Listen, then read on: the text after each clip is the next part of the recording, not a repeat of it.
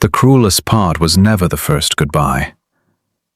It was that strange, unbearable moment much later, when you had finally gone quiet inside. When the ache had started to lose its teeth. When you had almost stopped checking your phone like it was a heartbeat monitor. And that is exactly when they appeared again. Not with love, not with clarity, not with a real return. Just enough.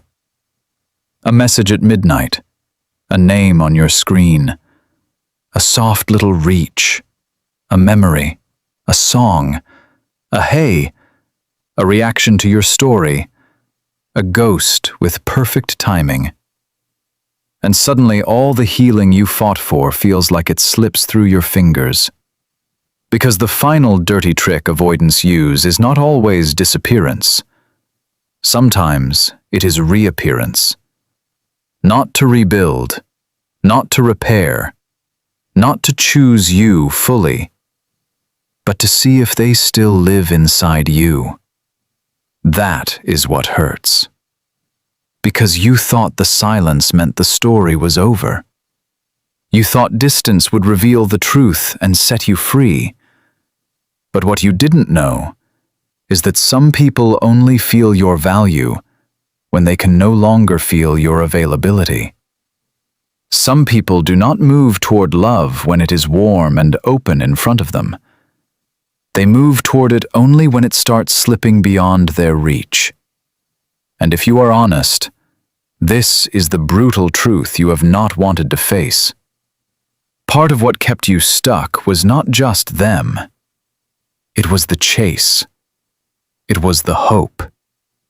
It was the private fantasy that if you loved hard enough, stayed soft enough, understood deeply enough, never asked for too much, never pushed too hard, never broke under the weight of their mixed signals, then one day they would turn around, see everything you were, and choose you in the way you had been choosing them all along. But that fantasy cost you. Because while you were trying to be the exception to their pattern, you were becoming a participant in it. You were not just waiting for a person. You were waiting for emotional permission to feel worthy. And that is why it cuts so deep. Because avoidant dynamics do not just break your heart, they hijack your nervous system. They create a chemical ritual out of uncertainty. One day warmth, the next day distance. One day depth, the next day coldness. Your brain never gets to settle. Your amygdala, the part of you scanning for threat, starts treating inconsistency like danger. Cortisol rises. Your body goes alert. You begin monitoring tone, pauses, response times, energy shifts.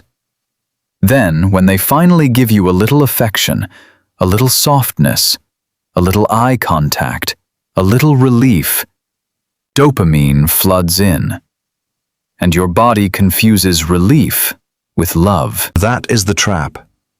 Not because you are weak, because you are human. Intermittent reward is one of the most addictive patterns the nervous system can experience.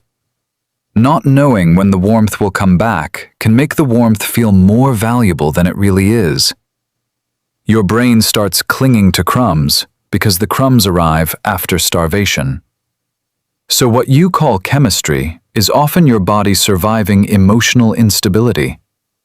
What you call deep connection is sometimes the nervous system bonding to unpredictability, because unpredictability keeps it hyper-focused. Meanwhile, the avoidant person is often having a completely different internal experience. And this is where the truth gets even more painful. They did not always stop caring. They got overwhelmed. That does not excuse what they did to you, but if you want your power back, you have to see clearly. Avoidant people are not always cold because they feel nothing. Many are cold because they feel too much, and do not know how to stay present inside it. Intimacy does not just activate desire in them, it activates threat. Closeness can wake up old wiring that says, "I will be consumed, I will lose myself, I will be trapped, I will be expected to perform emotionally in ways I do not know how to sustain." So when connection deepens, their nervous system can interpret love as pressure. Their body reads emotional closeness the way another person might read danger. The amygdala fires, stress chemistry rises. They detach to regulate. They withdraw not because the bond meant nothing, but because the bond started demanding a level of vulnerability their system was never trained to hold. That is why they can look sincere one week and unreachable the next. That is why they can miss you and still avoid you, want you and still resist you, feel deeply and still disappear. They did not stop caring. They stopped coping. And if you do not understand that distinction, you will spend years personalizing a wound that was already living inside them long before you arrived. But here is the second brutal truth. Someone feeling overwhelmed is not the same as someone being ready. Someone missing you is not the same as someone choosing you. Someone caring in private is not the same as someone loving you in a way that feels safe.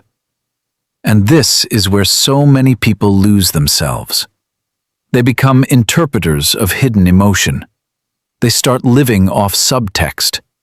They become fluent in maybe. They call inconsistency complexity. They call emotional unavailability depth. They turn scraps into soulmates.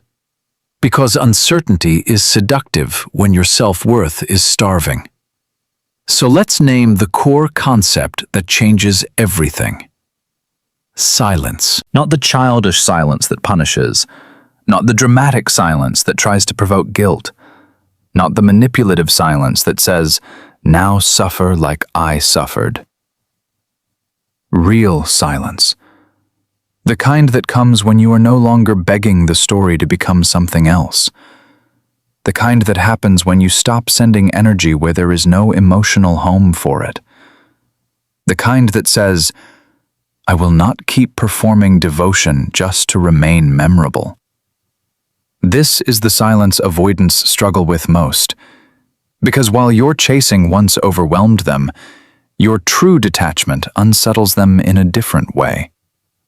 As long as you are reaching, they still feel your orbit. As long as you are explaining, waiting, aching, posting for them, breaking no contact for closure, they are still connected to your availability. Even from a distance, they can feel that they still exist as a live wire inside your emotional world. But when your silence becomes real, something changes. The pressure is gone, and so is the guarantee. That is when the final dirty trick often appears. They reach out precisely when your heart has stopped kneeling.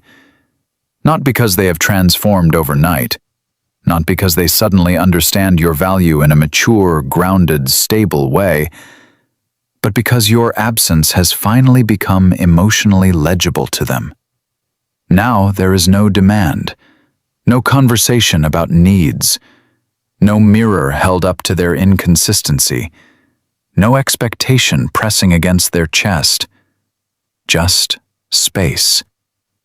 And in that space, they can finally feel you. Or, more accurately, they can finally feel the loss of access to you. That loss stirs things. Memory becomes selective. Your warmth becomes brighter in hindsight. The tenderness they could not hold in real time now feels beautiful because it is no longer making demands on them.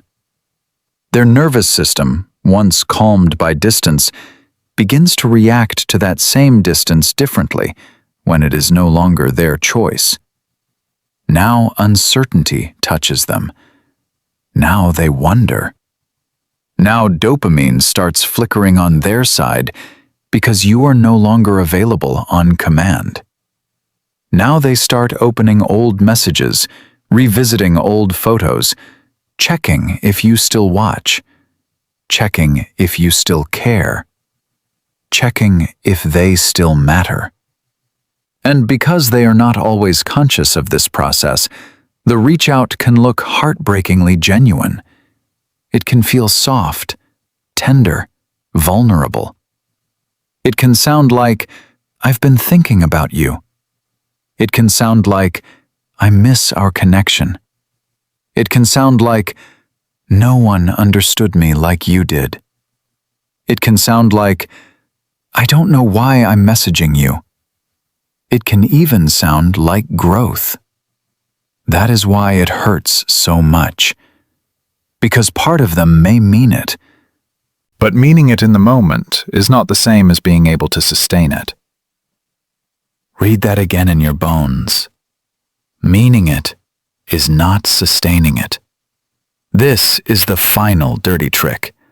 They offer emotional smoke at the exact moment you are starving less for fire. And your body, remembering every famine, reacts immediately. Your chest tightens, your brain lights up, dopamine surges because the unpredictable reward has returned. Hope walks back into the room wearing their face. You start hearing possibility where there is still no real plan. You start imagining that this time will be different because the timing feels poetic.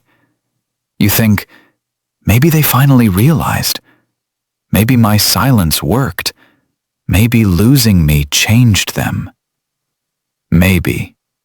That word has broken more hearts than goodbye ever did. Picture the scene. You are doing better. Not perfect, but better. You have had a few mornings where they were not the first thought. Music sounds like music again instead of memory. Your body is learning that peace is not abandonment. You are becoming less available to chaos. Then the phone lights up. Their name. Just that. And suddenly your nervous system doesn't care about all the progress your mind made. Your pulse shifts. Your stomach drops. Old versions of you sit upright inside your chest. The part that begged to be chosen. The part that over-explained. The part that stayed kind while slowly disappearing from itself. The part that thought if it could just love correctly, it would finally be safe. That part wakes up fast. And if you answer from that part, the pattern begins again. Because now they feel relief. Access restored, door unlocked, emotional supply confirmed. And what often follows is subtle but devastating. The warmth fades. The ambiguity returns. The pacing gets strange. You feel them leaning in, then leaning back. They give enough to keep the bond breathing, but not enough to let it live.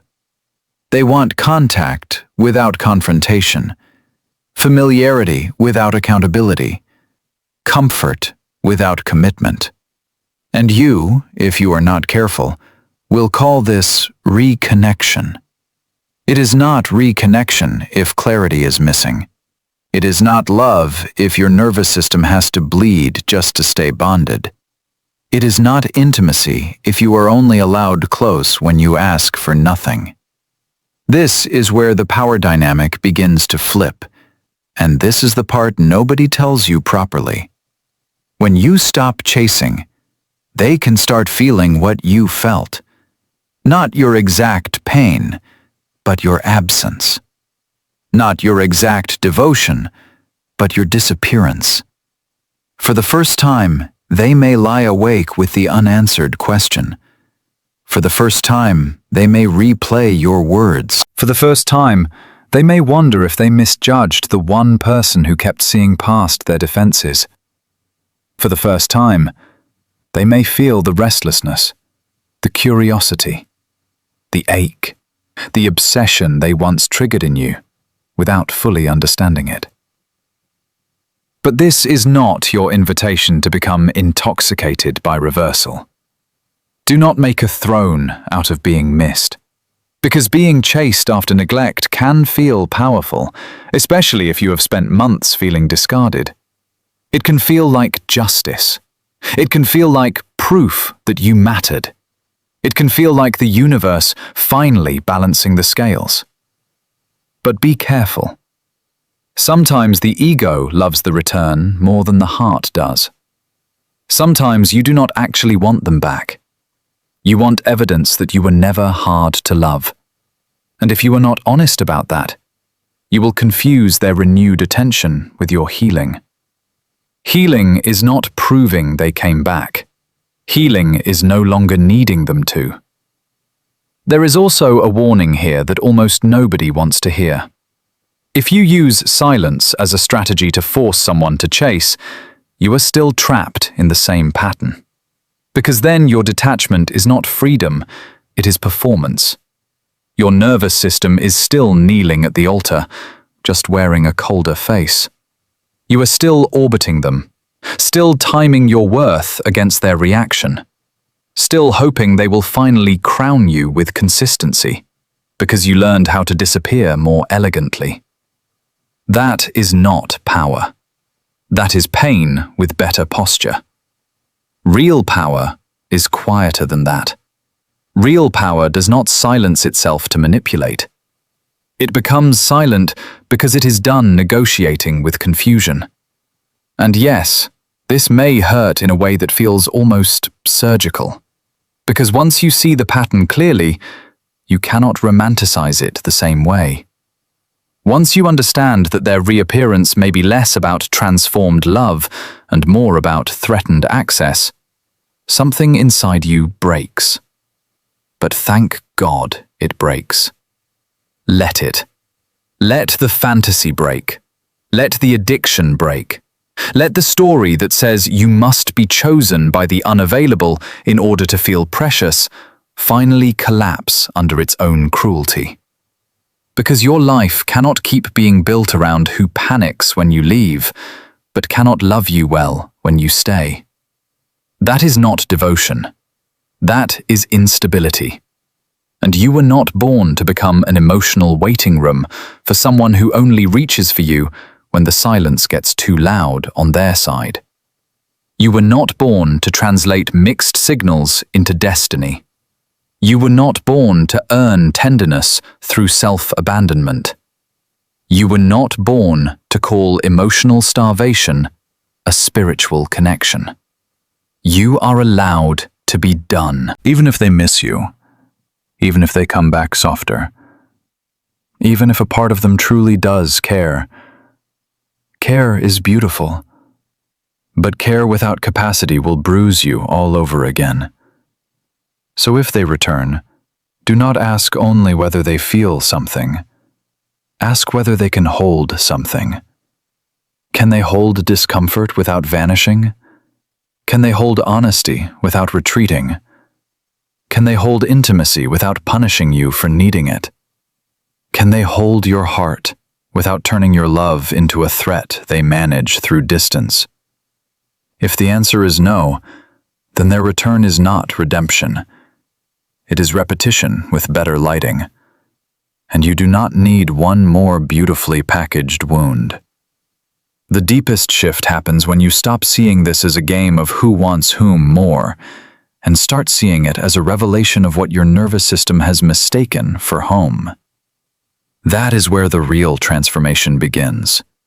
Not in making them obsessed, not in making them regret it, not in waiting for the text that confirms you were unforgettable, but in becoming unforgettable to yourself.